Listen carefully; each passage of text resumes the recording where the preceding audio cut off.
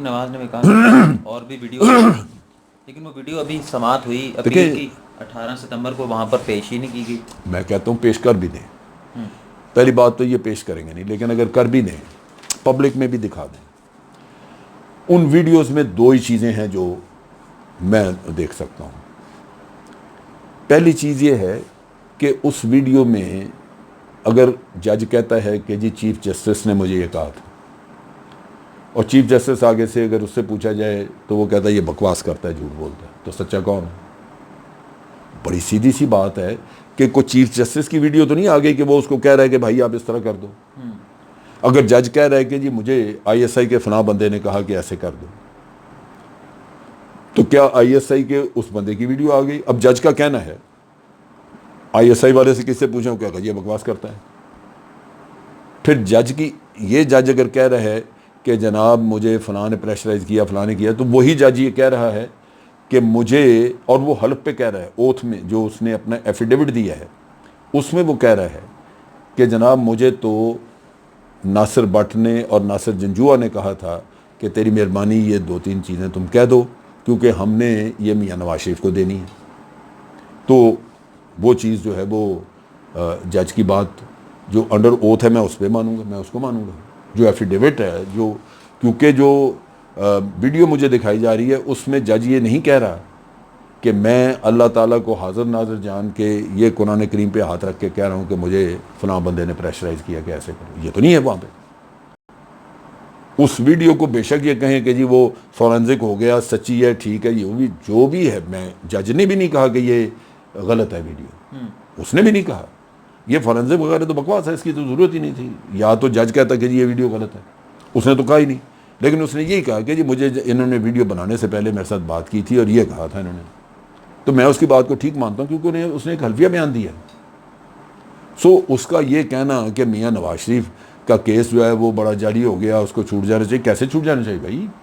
یہ جج کا حلفیہ بیان ساتھ ہے. پھر جو مجھے چیز اس میں نظر آتی, میں نے آپ کو 1-2 چیزیں بتائیں. ایک تو یہی قصہ, دوسرا یہ کہ ساری ویڈیو کو دیکھیں تو اس میں چیف جسٹس یا ایس آئی وہ تو کوئی نظر نہیں آتی.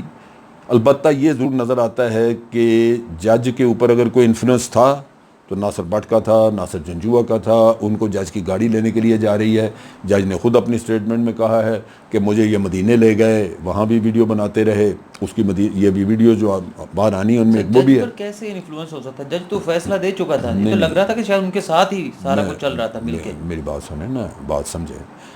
پھر جج کو وہ جاتی عمرہ لے جاتے ہیں سارا. یہ ساری دوستی, یہ ساری چیز جو آپ کو نظر آ رہی ہے, اگر یہ واقعی موجودہ جو ہے نظر آیا آپ کو, تو میں تو اس سے یہ نتیجہ اخذ کرتا ہوں کہ بھئی اگر یہ انفلوئنس اتنا تھا, اتنا تعلق تھا, تو میں اس کو پھر جوڑتا ہوں اس چیز سے کہ کیس یہ تھا جج بشیر کے پاس, انہوں نے ٹرانسفر کرایا خود اس کے پاس, نون لیگ والوں نے, یعنی یہ میاں کے وکیل نے. اس کا مطلب ہے کہ ان کی اس کے ساتھ سیٹنگ موجود تھی جج کے ساتھ, تبھی تو اس کے بعد ٹرانسفر کرایا, اور ان کا انفلوئنس نظر آ گیا مجھے جو یہ دکھا رہے ہیں. پھر یہ بھی بات واضح ہے کہ یہ باتوں میں نکل آیا کہ جج کو پوسٹ کرانے والے بھی یہی تھے. انہوں نے شاہد خاقان عباسی کو کہہ کے پوسٹ کرایا, اس کو یہ لے کے آئے. اس کا مطلب ہے پہلے سے جان پہچان تھی, ان کو پتا تھا کہ بھی اس کو ہم قابو کر سکتے ہیں. اب اگر آپ کا انفلوئنس ہے, آپ نے پوسٹ بھی کرایا, اب کیس بھی آپ نے اس کے پاس ٹرانسفر کروایا, تو یہ کیسے ہو سکتا ہے کہ آپ نے جج کے اوپر اثر انداز ہونے کا کام ججمنٹ آنے سے پہلے نہ کیا؟ اصل کھیل وہ ہے. وہ آدھی جو ویڈیو ہے, فلم ہے, ویڈیو جس کی بنی نہیں ہوگی میرا خیال ہے, وہ فلم نہیں یہ دکھا رہا ہے. ہمیں یہ بتایا جا رہا ہے کہ جی فلاں نے کہا جج کو کہ تم ایسے فیصلہ کر دو. اور بھائی جو تم نے پیسہ لگا کے جج کو لے کے آئے ہو, اور جو پیسہ لگا کے اس سے فیصلہ لیا ہے, اس کا کون ذمہ دار, اس کی کہانی کہاں سے آئے گی؟ یہی میں یہ کہتا ہوں کہ یہ بلیک میلر ہیں, ویڈیوز بنا کے بلیک میل کرتے ہیں اور پیسہ لگا کے لوگوں کو خریدتے ہیں. ورنہ یہ دیکھیں, یہی چیز اگر انویسٹیگیٹ کرنی ہوتی ہے, ایف آئی اے نے ناصر جنجوعہ پکڑا, اگلے دن چھوڑ دیا. کیوں؟ وہ ویڈیو میں بیٹھا نظر آ رہا ہے, آپ کہتے ہیں ثبوت کوئی نہیں. آپ اس سے یہ سوال جو میں آپ سے کر رہا ہوں یا میں بتا رہا ہوں وہ پوچھنا چاہیے تھا ایف آئی اے کو کہ جی ہمیں یہ بتائیں آپ کی دوستیاں ہوئی کیسے, کہاں کھاتے پیتے رہے, اور اگر یہ دوستی ہے تو اصل کام تو آپ نے ججمنٹ سے پہلے کیا ہوگا, ہیئرنگ کے دوران وہ کیا تھا, انٹیروگیٹ کریں ان لوگوں کو. تو سر اس ویڈیو کی بنیاد میں نواز شریف کو رہائی مل جائے گی ہائی کورٹ؟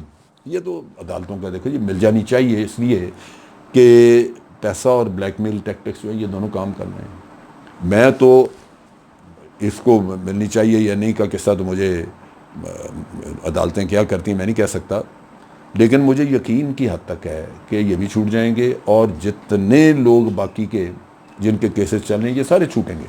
اس کی وجہ یہی ہے کہ ان لوگوں کے پاس پیسہ ہے. جب آپ نے 2 نمبر مال اتنا زیادہ کمایا ہو کہ آپ نیچے سے لے کے نیب کے انویسٹیگیشن کرنے والے آدمی سے لے کے اوپر تک سب کو آپ خرید لیتے ہیں, تو پھر آگے کیا چلے گا کام؟ کیس کمزور بنتے ہیں, ریفرنسز کمزور ہوتے ہیں. آپ نے یہ بھی سن لیا کہ ہمارے نیب کے جو موجودہ چیئرمین ہیں ان کو کیسے لگایا گیا. تو ان حالات میں اگر کوئی یہ سوچتا ہے, کسی کو یہ خیال ہے کہ کوئی سزائیں ہو جائیں گی لوگوں کو, وہ نہیں ہوں گی. اور پھر ہمارے لوگ بے حس ہو چکے ہوئے ہیں. یعنی ایک آدمی کرپشن پہ پکڑا جاتا ہے, پوری پارلیمنٹ بیٹھ کے اس کی وکالت کر رہی ہے.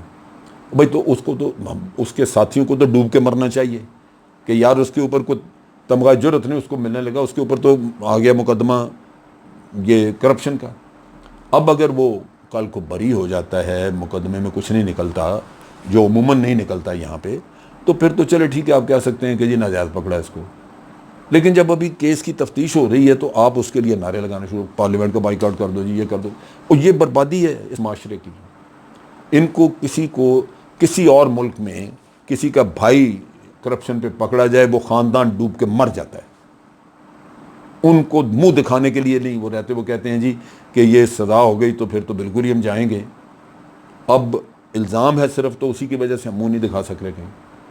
یہاں الزام ہو آپ ساتھ ہی کہہ رہے ہیں دشمنی, جی دشمنی پکڑ لیا ہے جی, یہ سیاسی انتقام اور یہ ہے اور وہ ہے.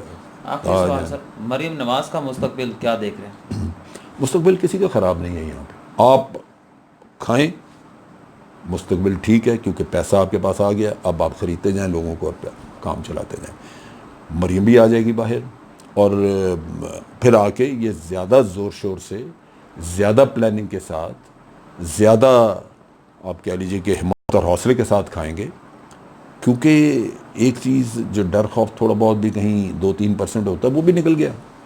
آپ نے سارے سسٹم کو اندر سے ہر طرح دیکھ لیا ہے کہ جیل کے اندر رہ کے, آپ نے نیب کی کسٹڈی میں رہ کے, ادارے جو تحقیقات کرتے ہیں پوچھ گچھ کرتے ہیں ان کے سامنے پیش ہو کے, اب آپ ماہر ہیں, آپ کوالیفائڈ ہیں, آپ ایک سسٹم سے گزر کے آئے ہوئے ہیں. اب آپ کا میرٹ بنتا ہے کہ اب آپ کھائیں پئیں جو جی چاہے کریں. کیوں کہ اب آپ کے پلے ایکسپرٹیز بھی ہے, آپ کی پلاننگ بہتر ہوگی, آپ کے طریقہ کار بہتر ہوں گے, آپ کو پکڑا ہی نہیں جا سکے گا. تو یہ آپ کے ملک کا مقدر ہے. تو مطلب مریم نواز کے اوپر جو کیسز ہیں, جو ڈسکوالیفیکیشن ہے, وہ ختم ہو جائیں گی اور وہ سیاست سب میں ان ہو ختم, جائیں گی. سب ختم. یہ یہاں پہ بڑا مشکل ہے کسی کو سزا دینا, بہت مشکل ہے. جس نظام کا بگاڑ اتنا زیادہ ہو جائے, یعنی میری آنکھوں کے سامنے آپ دیکھ لیجئے کہ یہ ویڈیو کیس جو ہے اس کو انہوں نے یوں ٹھپ کیا. سپریم کورٹ نے بھی اس ایسپیکٹ پہ بات نہیں کی جہاں پتہ لگتا ہے کہ یہ ویڈیو بنانے کی ضرورت کیوں پیش آئی. اور اگر ویڈیو بنائی گئی اور آپ اتنے فرینک تھے اتنا, تو جو پہلے ہیئرنگ کے دوران آپ ملتے رہے اس میں کیا ہوا؟ انہوں نے کوئی آرڈر نہیں دیا ایف آئی اے کو کہ جی یہ جو بعد میں مل رہے ہیں اور اتنے ان کی اٹکیلیاں اور دوستی ہے تو ان سے ذرا انویسٹیگیٹ کریں کہ پہلے کیا ہوتا رہا. آفٹر آل کیس شک تو موجود تھا نا کہ کیس ٹرانسفر کرایا انہوں نے ان کے پاس, سپریم کورٹ نے بھی گول کر دیا. اور جب رہا ایف آئی اے کے پاس, انہوں نے 1-2 پیسہ, ناصر جنجو اپنا جہاز ہے, اپنا اتنے پیسے ہیں لوگوں کے پاس, کسی کی مت ماری ہے کہ وہ پیسے چھوڑ کے تو ان کو اندر کرا دے. یہ تو ملک کا حال ہے. تو وہاں پہ یہ ایف آئی اے نے بھی کوئی تحقیق نہیں کی ہے اس کے اوپر, ایک دن رکھ کے چھوڑ دیا اور کہا جی جائیں. بالکل ایسے. تو یہ بڑا ایک ایسا المیہ ہے, اس میں جب تک عوام سینسٹیو نہیں ہوں گے, عوام نہیں اٹھیں گے, عوام تہیہ نہیں کریں گے کہ انہوں نے ہر حالت میں اس ملک کو بچانا ہے.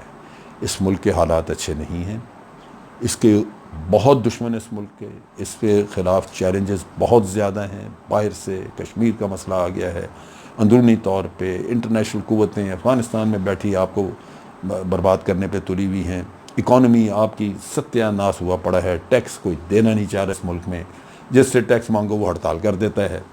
آپ فیکٹریاں دیکھنا چاہتے ہیں کہ جناب فیکٹریاں دیکھیں کہ یہاں پہ کتنا مال بن رہا ہے، کتنا، تاکہ دیکھا جائے کہ اس کے مطابق ٹیکس دیا جاتا ہے، تو آپ کو فیکٹری کے اندر نہیں گھسنے دیتے، وہ کہتے ہیں جی آپ کون ہوتے ہیں، اس طرح لا قانونیت۔ تو آپ دیکھیں یہ عوام کو اٹھنا ہوگا، عوام جب تک اپنے ملک کو بچانے کے لیے خود باہر نہیں نکلیں گے، اپنا ملک نہیں سنبھالیں گے، ان لوگوں سے جو اپنے آپ کو لیڈر کہتے ہیں ان سے توقع نہ کریں۔